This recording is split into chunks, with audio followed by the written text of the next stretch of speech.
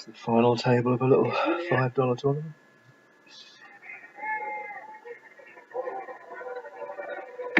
Started off with 126.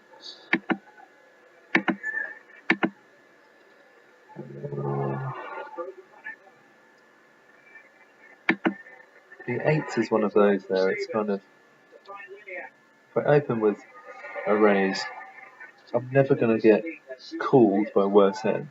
I'm not going to get many better hands to fold. So it doesn't really work as a bluff, it doesn't really work as a value bet.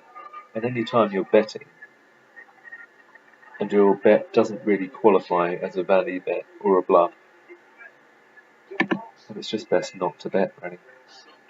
You could have limped, I mean, but then if you make a habit of limping like 8s, 9s and 10s on the button, then people are just going to raise you off the hand.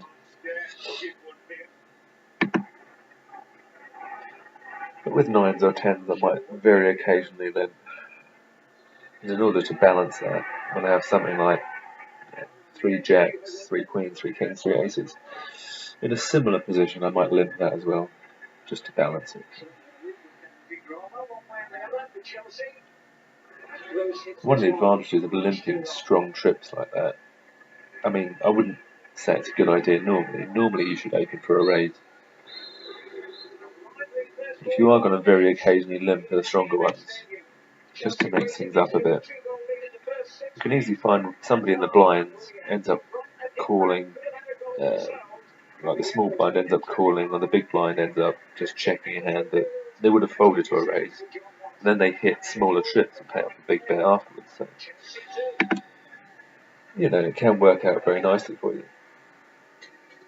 But you're not really in any danger of getting outdrawn if they're drawing 2 or 3, because if they had, like, let's say you had 3 jacks or 3 queens, well, if they had a pair of kings and you limp the button, they'd be reasonably likely to raise. And they'd definitely probably raise with aces, so, you know.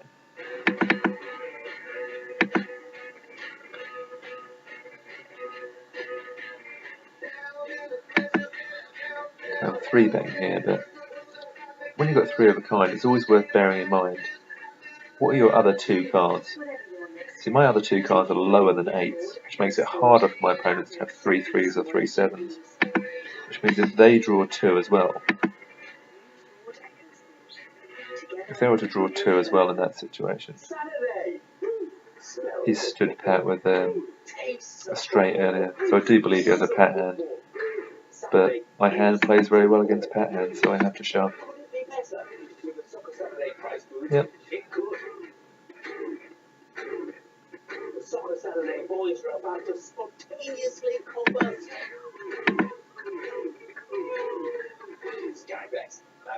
I mean, if I'd had a hand like Jack high flush there, that would have actually been a horrible spot. And people might think, well, you know, that's just silly, you've got a call with the flush, but I mean, I've seen him limp and stand pat with a straight earlier, so I know that he genuinely does do that with pat hands. And there's no reason to think that he's standing pat as a bluff there when he hasn't actually bet or raised anybody. If he hasn't tried to bluff with the initial bet, why would he stand pat without it, you know? So he has to have a pat hand there. And if you're looking for a hand that's going to be ahead of a pat range, like more than 50% of the time, you're looking at like between a queen high flush and a king high flush.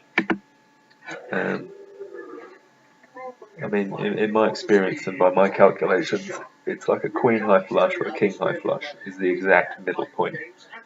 So like 50% of the time you'll be ahead or behind when they're guaranteed to have a pat hand. So, I mean, even if you give a little bit of leeway, like maybe they're trying some ridiculous bluff a very tiny percentage of the time, but even then, like a jack high flush in my shoes is perhaps a fold, which sounds crazy, but it's true. But anyway, I hit the full house, so, you know, it's all elementary, really.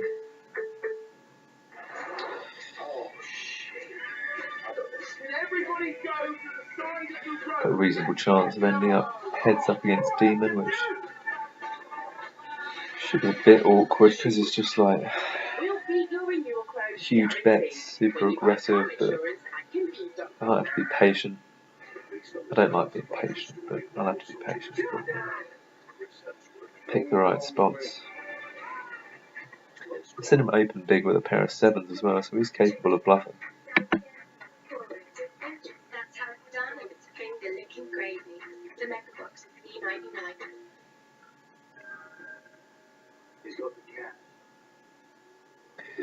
Yeah, funnily enough, that was my first bounty that I'd won in the tournament, with the full house.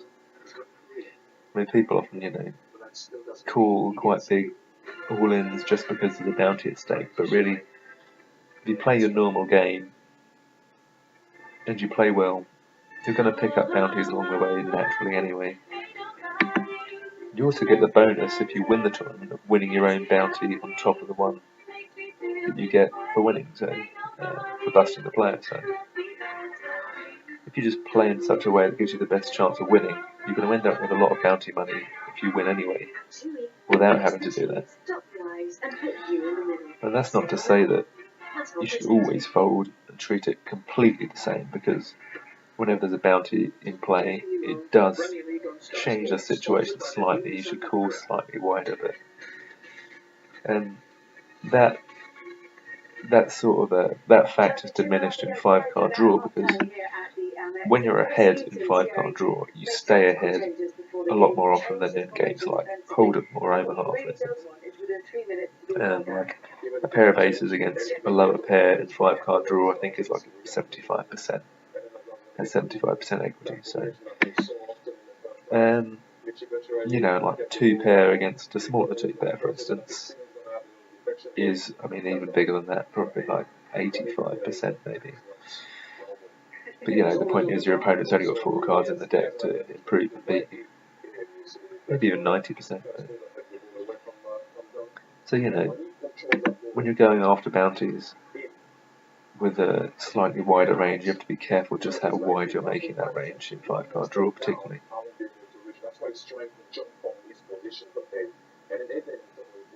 Right, I know he's aggro and he's on the button, so let's pop him. Well, shall we re-raise him? Let's try. I don't like the fact that this guy might just call because he's so short, but then I don't think he'll call that wide, given the bet and the 3-bet in front of him. I'm hoping he'd fold like jacks or worse. Maybe this isn't the best 3-bet spot. It works, but in hindsight, if the guy on my left just goes all in, I'm just left there bloody swinging in the wind looking for a straight in a big pot. And I also end up shutting down like 6 high, which kind of makes it harder for me to bluff in the following hands, like the next half hour or so. Particularly against this guy. This is a guy who I'm probably going to be up against for most of the rest of the tournament. And he'll remember that I 3-bet right there if I have to show it down. So doing it in a situation where I'm more likely to show it down isn't great. So John Moss told Chris Hughton that he didn't have a clear view of it, Jamie. We do. What about the second one? I think this one is as well. I think they're really unfortunate. This one he thinks John Moss said to Chris Hughton, he thinks they're coming together. Really, can we slow down as much as possible? You just see there, he just thinks I know he can open wide from the button, so I think 10s is a flat here. You can see Charlotte just ahead of him. I think that one is And he's called as well, which means my 10s probably aren't good, unless he goes 1. No. Okay, my 10s aren't good. So now he bets. I can't call because this guy can easily just have like a pair of aces or a pair of kings and an ace and just call behind me, so I have to fold. I expect him to call. There are queens, and yeah, he was light, so I was right with the initial call with 10s. 10s were ahead. Just unfortunately the other guy wakes up with queens.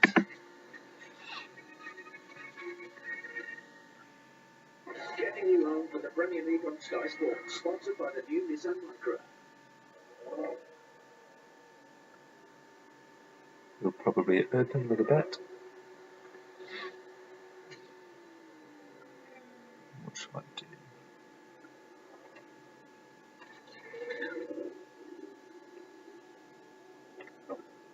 And if he does open here, I could just call, try and hit an ace or a king to cool down with, and if I miss, re-raise him when he fires the second barrel. I mean, that's a bit risky, but he does open a lot of pots.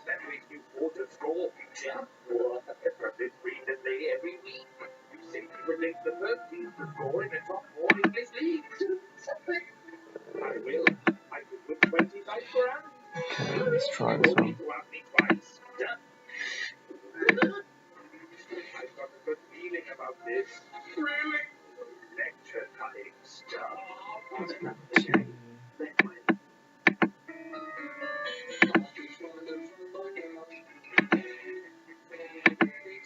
Let's try it. Okay, good. See, I know that this guy isn't just like calling massively wide, but I thought maybe he can kind of flat with tens, jacks, queens there, and maybe fold them. It was a bit close. I could have just checked, but then I'm going to have to show down the twos, and then he knows I'm bluffing and raising light and stuff again. So you know, I think it's better to just bet. It's a nice small controlled raise again from Demon. Just the 5x, or whatever it was. And then 27k. Well, let's have a look. And Demon went 2 as well. So, yeah, he didn't have a pair of aces and keep the 4. He had a pair of 4s and kept the ace. Yeah, it's nice to run good. But it's interesting to know that when he just sort of plays 5x there, he has a pair of 4s.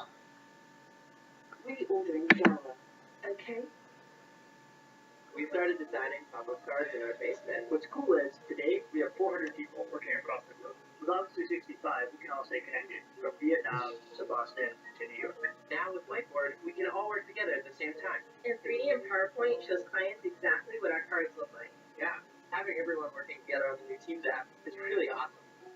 But seeing all these people react to our cards, that's what makes it all worth it.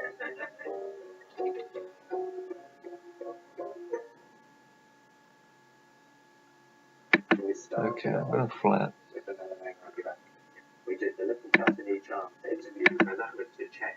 I hate that he goes 2 there.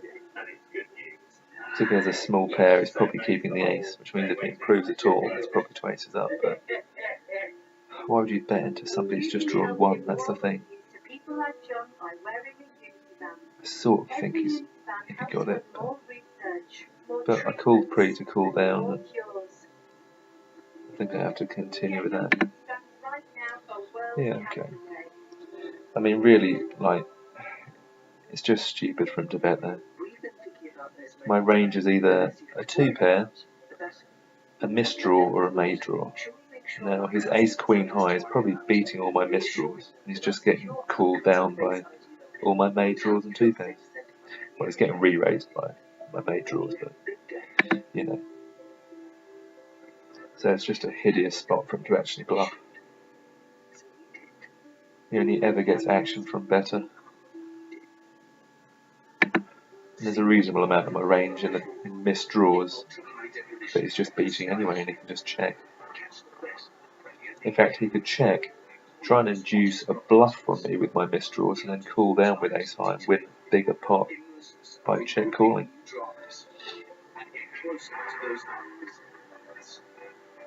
So yeah, it's pretty bad play.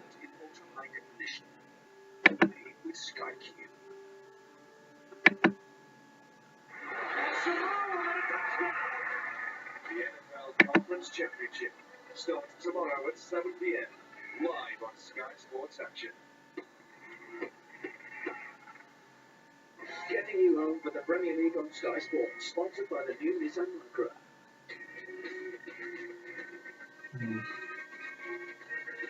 Quite a big bet from the button. He hasn't shown that he's kind of like crazy and ready to bluff all the time, but I should have been paying attention to what his standard raise size is on the button in those situations, but I don't know. I don't know if that's bigger than normal or not. I'll let it go for now. Generally, he doesn't seem that bluffy. The second leg is there at Carabao Cup semi-final, 7:30 on Sky Sports Football. And at the same time, for Arsenal against Demon is opening a lot of buttons. So I think it's time to 3-bet. With them trailing Chelsea by 2-0 at half-time, is he an option that Chris Hughton could exercise in the second half? That's coming up next. Try and take advantage of the page outs. Hey, what's this? He's using the new Odds Boost feature from that. Yeah, it's kind of hard for him to call there. He's got a chance to do something special here. Oh, great clicking from the lad. He's lined up the top right. He's hit the odds boost. Look how his odds are boosted instantly. Let's go to the replay. That's a belter from his right finger. Unbelievable.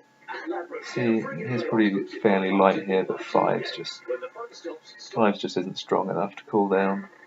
Probably need like 9s or better, I think. And I can't 3-bet him light again immediately after the last hand because he's probably still angry and he might do something stupid, like shove or whatever.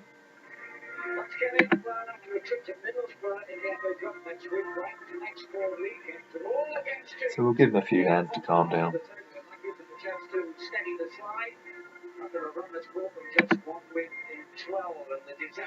I haven't attacked his big blind much actually. Maybe I can start doing that shortly. I mean, so far I've just been feeding off his mistakes really.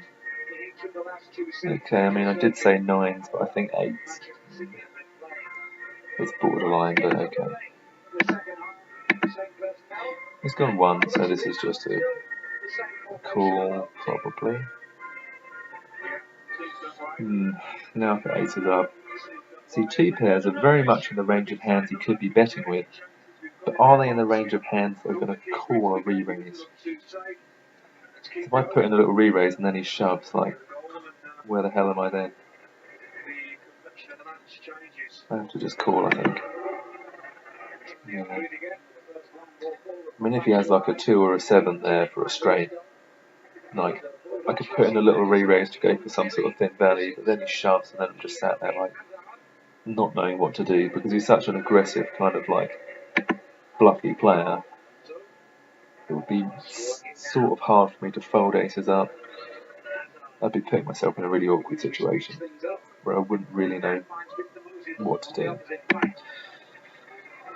And it would cost me a pretty big pot if I got it wrong. So, I mean, normally when people raise and draw 1, you should be re-raising for value with aces up.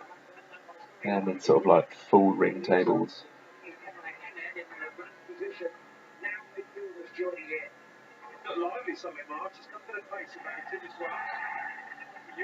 I don't know.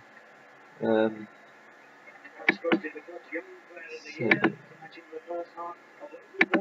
let's raise it. What is it like? 3x pretty much. That's my raise size before. So now I'll stand pat again and hopefully he won't believe me this time. He checked quickly, so it's probably going to call. No? Or maybe he checked quickly just because he had a flush draw or a straight for himself and just missed it mid-air. Sometimes when people are quite strong and they've decided to call and that's all there is to it, they'll check really quickly. Or if they've hit the nuts, they'll check really quickly to look weak. Yeah.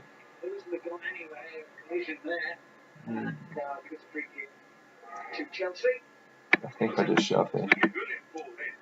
He might fold jacks or queens, and he could just have all sorts of air. And I don't want to give him a chance to improve to 2 pairs. And 2.5.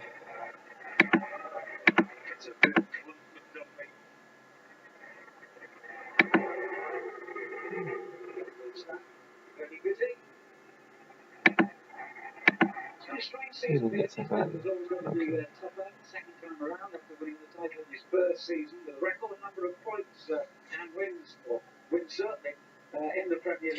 I still don't know about that aces and 8s hand.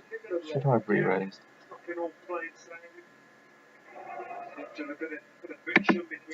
I don't think I should actually. I mean, I suppose the key is like, he's a bluffy aggro player who gets involved in loads of pots and all the rest of it, but doesn't necessarily mean it's going to be really loose in its calling range when I re-raise post-draw, necessarily. So maybe that's important to make the distinction that just because he's loose and aggressive in how he attacks pots, that doesn't necessarily mean it's going to be loose in how he cools down. So maybe I am right to just call that. And like I said, like, if I do re-raise and he shoves, then I'm in a really horrible spot. And if I call on him wrong, like he's got 150k, we're level on chips and that sort of thing. So, you know, I think I did. Okay. He's gone 3. He doesn't have to have much here. Like, he knows that I've drawn 3 cards, so he can just shove ripping a 2-pair or something. So, tactical. Yeah, he can have that too. I mean, it's awful play for him to be calling with a pair of 6s in the first place, but there we go. Yeah, if the 8 was a diamond, that would have been nice.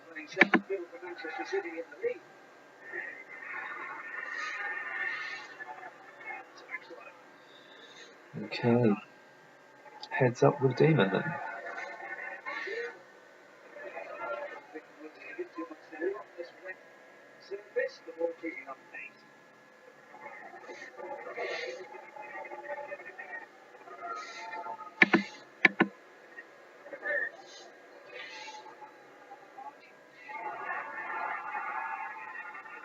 Eights. And given how loose he is, I'm just going to raise that for value, to be honest.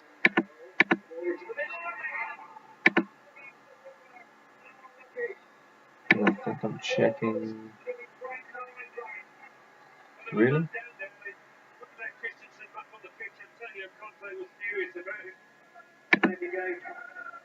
Yeah, that's what I thought.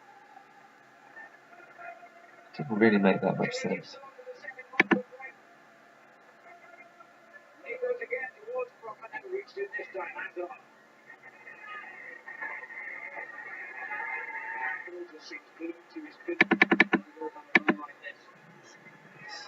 Three bet.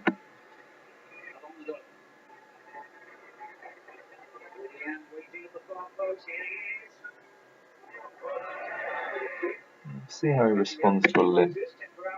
It'd be useful to know. He'll probably raise big. No? Okay. So he's gone 4, so keep those. So he's thinking about something.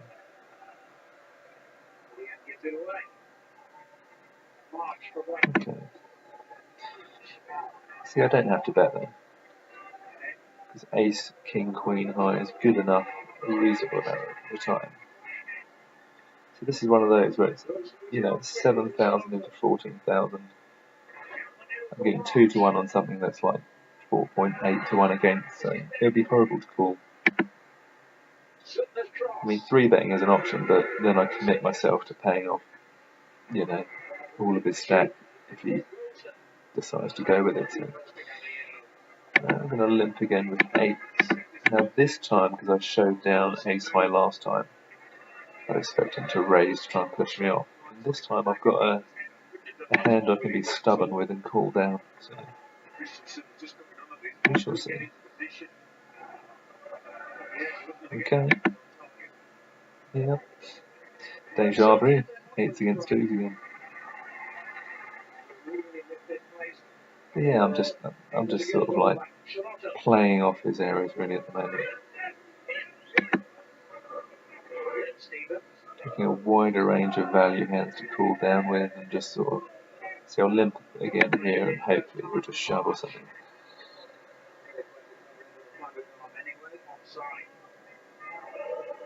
Go on, shove. Shit. Okay, well, I'll go 3. Like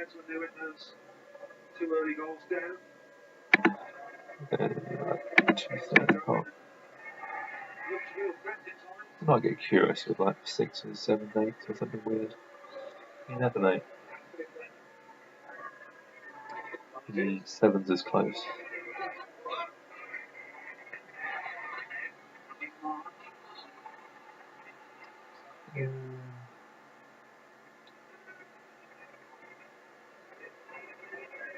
I'm just going to shove here, I think.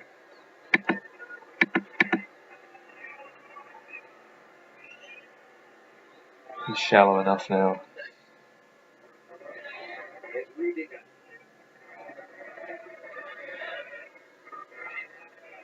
Come on, Demon. Stick with him.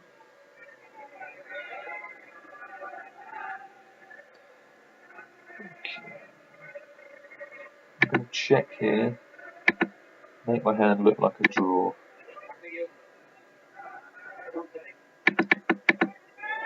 Try and get paid off by some sort of weird mid to low pair or something. See, I can do something like that more with aces up, because even if he's got something like a pair of fives, he can improve to a worse two pair and pay me off easily enough. Whereas if I just shoved pre-draw, he would have folded those hands. Okay, good luck me. Yeah, there we go. Job done. And that concludes the video.